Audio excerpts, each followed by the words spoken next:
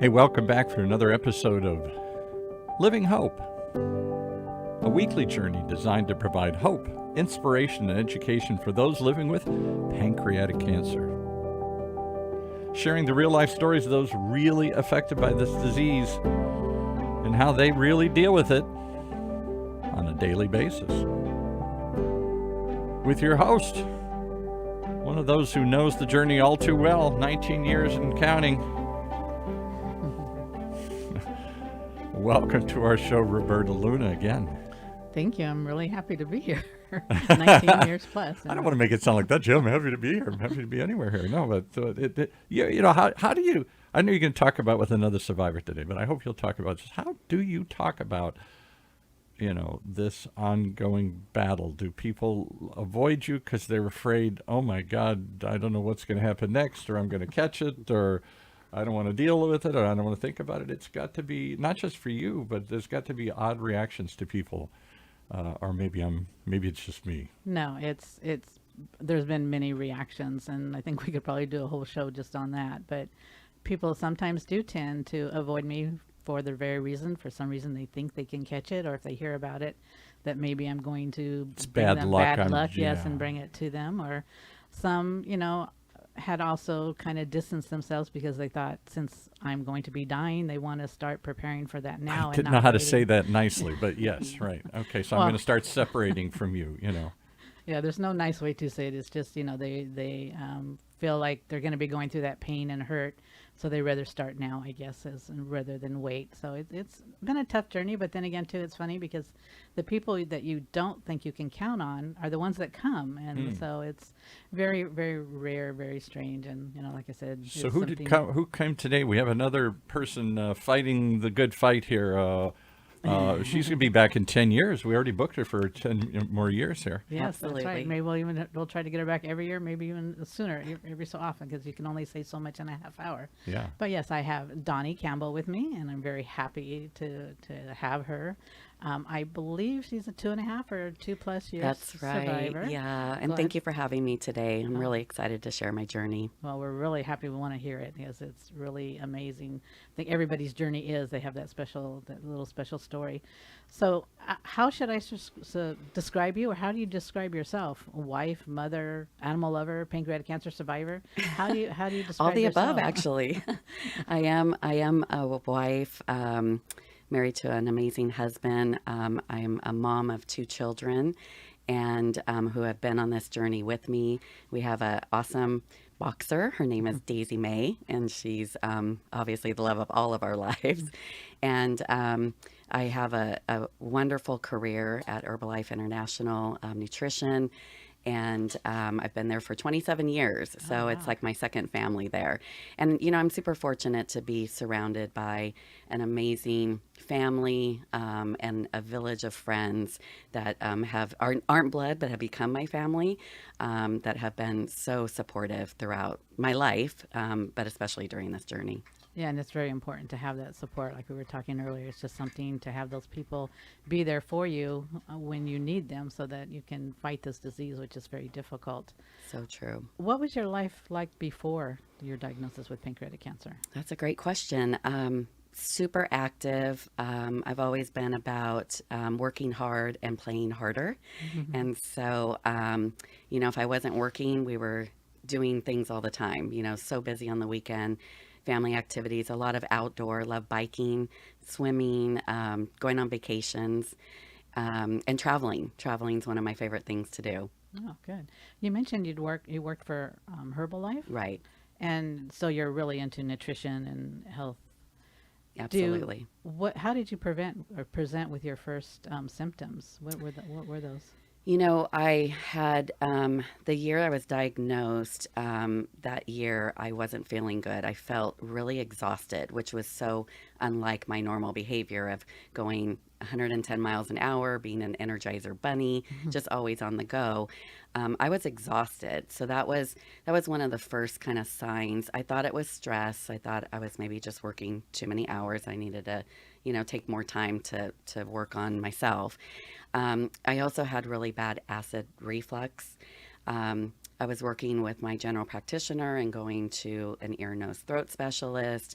And I just could tell it just wasn't, I wasn't my normal self. And I had been on a business trip, and I had a really bad pain in my side. And I thought that it was kidney stones. I went to urgent care. They thought maybe the same thing. I had never had kidney stones, and I know I had heard that they were painful. And so I thought, I'm sure that's what it is. It sounded, like it, especially because it was in my side. And little did I know that, those symptoms were the beginning of, my journey of pancreatic cancer. As soon as I had landed from this one business trip, I went to see my gynecologist because the pain wasn't going away. Urgent care had given me some medicine to, antibiotics to maybe kill if it was a kidney infection or whatever it was, but all my blood tests came back fine. And so because the pain wasn't going away, I went to my gynecologist, and she sent me to ER right away. And she said, you don't look like you're feeling good. I can tell you're in a lot of pain, which I was. And it was funny because it was December 14th, and because I had been traveling so much, it was the holidays. And so my husband said, I'm going to get down all the Christmas decorations. And I said, okay, I'm going to go to the doctor. I'll figure out what's going on. I'll be home, and then we'll decorate the house. And, I walked over to ER, and I figured they'll, run some tests. They'll give me some medicine, and I'll go home and I'll be fine. And no, that was not the case. They admitted me right away. They ran scans, CT scans, MRIs, and that's when they found the tumor. What caused them to admit you so quickly? Because a lot of times that doesn't happen. Yeah, my gynecologist is on the same campus as the hospital that I went to, and her direction to me was don't leave until they figure it out. And it was probably some of the best advice that I ever received. And so, my pain was quite excruciating. It had me crippled. I mean, like I was in a ball. It was so painful. And so, it could have been the doctors on staff. I'm not really sure. I would assume it was because of the pain that I was in. And the first scan, the CT scan, showed what they believed was a tumor. And then they admitted me. And that's when I decided to call my husband. And I thought, because I didn't tell him I was just running over to get some tests done. And when they admitted me, then they did the MRI, and that's when they confirmed it was a tumor on my pancreas. But they didn't know, obviously, at that point yet, if it was cancerous. So then 2 days later, they sent me to UCI, and I did a biopsy, and then that's when it was confirmed that it was pancreatic cancer.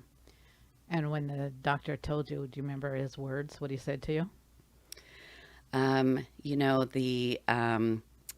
The doctor that did the biopsy, he said that it came back positive for pancreatic cancer. Those were his words. Just positive for pancreatic cancer. Mm-hmm. Did he give you any ideas what to do or where to go from there? No, not the biopsy doctor, but then I went back to the hospital that I was in for where I went to emergency, and that's when they started to talk to me about what pancreatic cancer meant, some of my options that I had. My tumor was located in the middle of my pancreas, and so I didn't have, I was fortunate enough that I was eligible for surgery right away. And so I ended up on January 2nd of 2019 having a distal pancreectomy and then a splenectomy. Do you know, or can you describe the difference between the surgery you had and what most of us think of when you hear about surgery as the Whipple? I feel that the Whipple seems to me to have harder effects afterwards.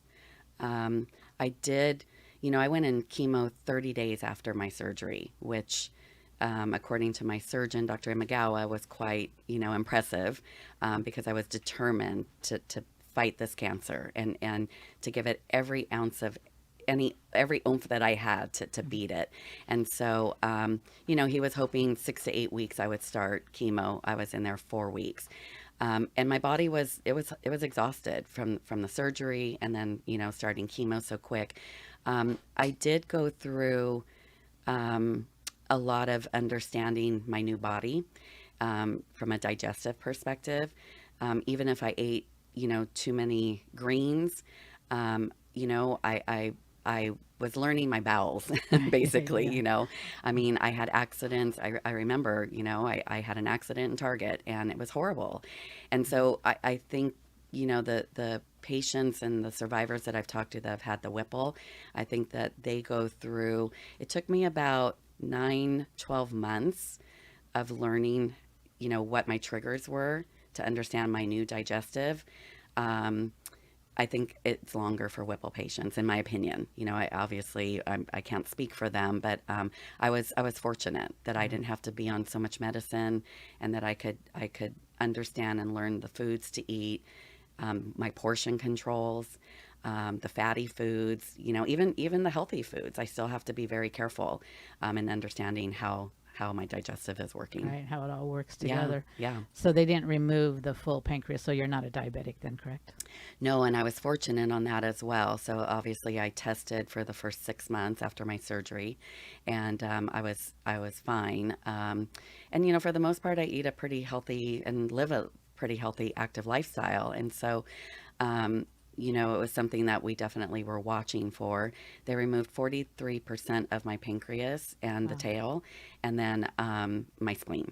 Wow, that's amazing. And you look terrific. So Thank you. Thank you. I'm really happy to have you here.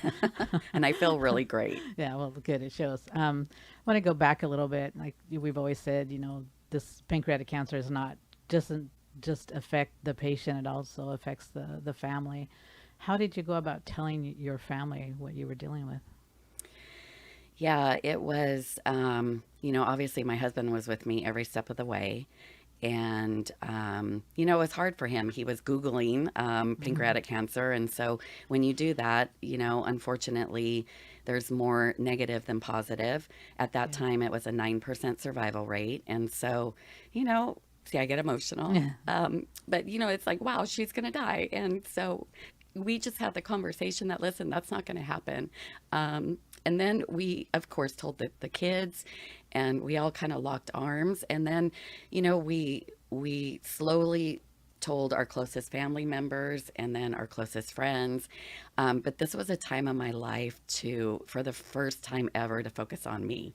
So it felt good. It felt good to kind of be in control of something I didn't know what I was going to be up against, but I was so ready for the fight, and I needed the strongest family members and friends around me to help me with that battle.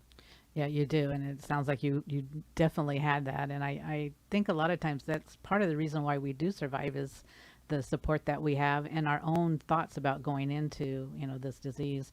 I thought the same thing after hearing the news. I'm like, no, I'm not going to die. I'm not going to be that statistic. Right. So I think that's a good mindset to have, and I appreciate your honesty. And I know it's difficult, but it's emotional, and I do appreciate you sharing that with us. But it's important for people to hear, because I know getting that diagnosis, you always feel like you're alone. Like I'm the only one, and especially when a doctor says nobody survives pancreatic cancer. You're like, where do I go? Who do I reach out to? And what did you do, and how did you reach out, and who did you go to? Were you able to reach out? Did the doctor recommend any place for you to go? My gynecologist recommended a second opinion from the first hospital that I was at. So then I ended up at UCI with Dr. Imagawa, who was my surgeon. And from the minute I met them, his nurse at that time, April Kroger, she's so amazing. She immediately connected me with PanCan, the PanCan organization, and that was just the biggest blessing. And then also the support group that she had just started. And I think when I was diagnosed, they had only had maybe 2 meetings prior to me joining. And those, we were chatting before the show, and you meet a lot of people that have different kinds of cancers, and each one is so unique in their own way. And to be with people that were dealing with the same things that I was dealing with from a pancreatic cancer perspective really helped me more than I could have ever imagined. I knew that something was missing, and like you mentioned, you're feeling kind of alone. You don't want to scare your family, but yet you're trying to figure out all your emotions while you're fighting it. And having the support group and PanCan to be there with me and answer my kind of random questions, or kind of prepare me for things that were up and coming, really were such a blessing for me. Yeah, the support groups are great, but the ones that are made just for pancreatic cancer, because every cancer, yes, is bad, and every person has a unique story. But with pancreatic cancer, it's very difficult. One, because the survival rate is so bad, but also it's just different. I mean, it's not, with other cancers, you have a number of people that respond the same to certain treatments. With pancreatic cancer, you can have two people pretty much the same, but they're going to respond differently to treatment. Right. So we need those groups where we can go and express that and get some, help and some opinions on where to go. And I'm glad you were able to do that. And yes, April was amazing. I mean, she just was wonderful. And I'm sorry she moved. Yeah, we I want to agree. bring her. We should bring her back. We should. But you said you received a treatment. You did chemotherapy, radiation. What was your treatment exactly? So I did chemo. Originally, it was 12 treatments of the FOLFIRINOX, and it was, extremely strong, hard on my body. I think I went 6 treatments in, and then my white blood cell count started to drop, and I started to have other symptoms of weakness. And so I remember Dr. Dawnie, my oncologist, telling me, we're going to cancel today's treatment. And I was like, no, I can handle it. I promise you, my body can handle this, because I was just so determined to fight this and to beat all the odds and to help raise that survival number. And he said, listen, most people don't even make it 6 in a row like you just did without, even having a day delay. So you got to give your body a break. But I still finished, relatively quick, based on, most patients. But, and then after 6 months of chemo, I took a month break, and then they did a review of my tumor with the Pancreatic Cancer Board at UCI, and they found a little bit of a haze on the tumor. And so, I think what was interesting for me to learn is that when I had my surgery in January of that year, nothing had spread. My lymph nodes were clean. They had gotten all the cancer out. And so I didn't understand why I needed chemo and why I needed to, do this and have my body just go through this. And I later learned that, pancreatic cancer is such a mean cancer, and it hides. And oftentimes you can't see things in scans. And so this was my insurance to ensure that even though they're saying that they got everything, just in case there's a couple of little guys out there roaming around, that they're going to get them. And then after the chemo, and then they reviewed the tumor, and then they're like, you have to go through radiation. I'm like, really? Like, I just don't, and then when I realized how important it was for me to do whatever it's going to take to keep this beast away, I will do it. So then I did 28 rounds of radiation, 5 days a week for 6.5 weeks, and oral chemo. And I think because I did so much so quick in such a short amount of time, it took a big toll on my body. I was really exhausted. So that took me through November of 2019, just about a year after I had been diagnosed. I was done with all my treatment, and my, I think 2 weeks after my last treatments, my scans came back, that I was clean. Amazing. So, That's yeah. amazing. Did you get to ring the bell? Oh yeah. Yeah. I rang a couple bells, actually. Chemo, radiation. That's for those of you that wonder what we're talking about. When you finish your round of treatments, you get to ring a bell. I haven't been able to ring the bell yet, but I'm looking forward to that day, because I really enjoy when I watch somebody do it. Yeah, it's wonderful. It's very emotional. Yeah, it is. Going back and looking at the side effects that you had from your treatment, I'm sure there were side effects. What were they? During chemo, the neuropathy was the hardest part for me. I remember maybe 4 hours into my chemo treatment, I'd go to the bathroom, I'd wash my hands, and I could just feel the numbness and just this cold sensation, and it just feels like needles are just like going through your whole hand, and it's so painful. And then you remember that you have to keep things warm and not use the cold water, and drinking, the chemical taste, and I had sores in my mouth. I think pretty common side effects. Really, really tired, a lot of nausea. And so I rested a lot, and I I learned from the support groups, and I learned from others that, there are different remedies that you can take and use to help you. But the one thing that I still deal with is my neuropathy. Yeah. So both in my feet and my hands. I remember the last day before I was done with my last radiation, I tripped and fell and broke my patella. And so that wasn't a fun experience, but it was okay. I mean, because I knew the next day I would be done with my treatments. I'm still dealing with my neuropathy. I'm learning how to work around it, and I'll take that any day over pancreatic cancer. Definitely. I know a lot of times we talk about control, being able to control this disease, and it's something that's very difficult. But you did something I think is very unique and brave in a way, because I don't know that I would be able to do it. But you decided you weren't going to let the treatments take away your hair. You were going to do something instead. What was it that you did? I decided, to sport my bald head, and I started chemo in February and June. By June of that year, I was bald, and I didn't know what I would be up against, but my thought and my attitude was, I've got the biggest fight of my life right now ahead of me, and going bald is the least of my problems. And so it's funny, the first time that I didn't wear a hat and I was in a restaurant, I kind of surfed the room and looked at if people were looking at me and what their reaction was. And people would look and smile and then look away. And I'm like, okay, I got this. And I had a friend tell me that it was my confidence that I excluded when I was, oftentimes I would forget that I was bald, actually, because I had so much more things on my mind. Right. So, it's grown back, and it's, it feels good to have hair again, but I kind of did enjoy that time of not having hair and not having to worry about washing it and getting ready quicker than my husband.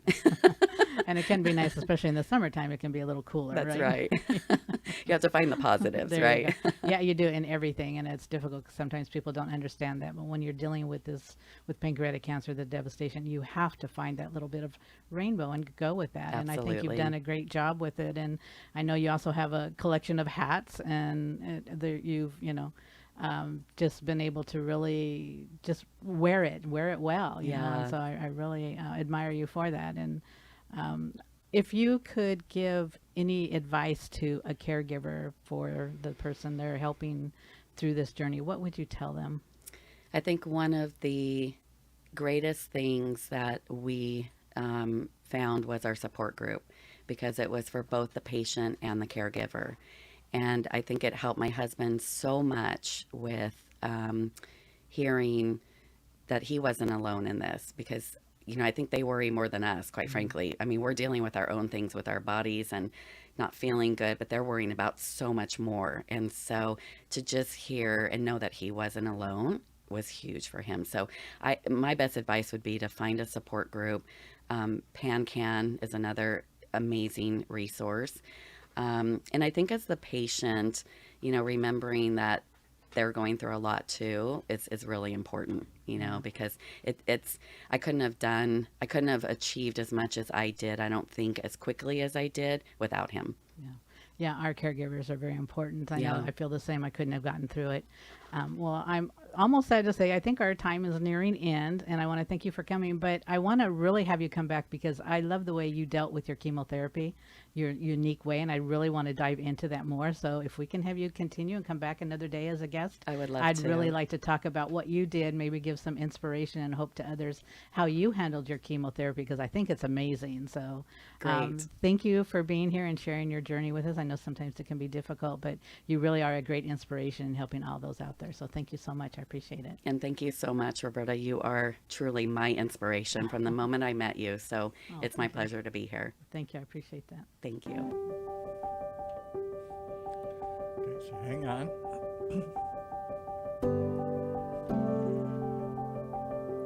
Well, you've been listening to another episode of Living Hope, a weekly journey designed to provide hope, inspiration, and education for those living with pancreatic cancer.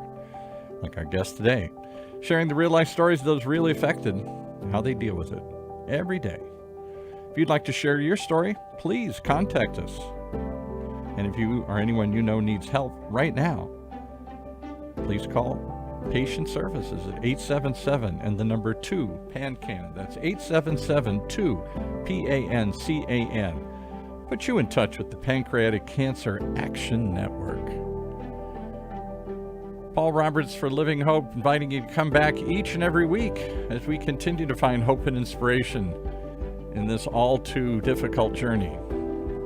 Right here in Orange County's only community radio station, OCTalkRadio.net.